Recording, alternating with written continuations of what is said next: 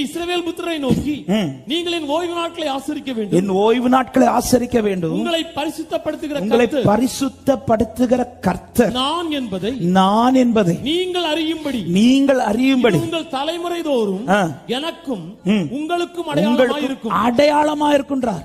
ஓய்வு நாள நீ தேவ சமூகத்துல வந்து ஆசரிக்கிறது அடையாளமா இருக்கும். எதற்கு அடையாளம்? நான் உன் தேவன் என்பதற்கு அடையாளம் என்றார்.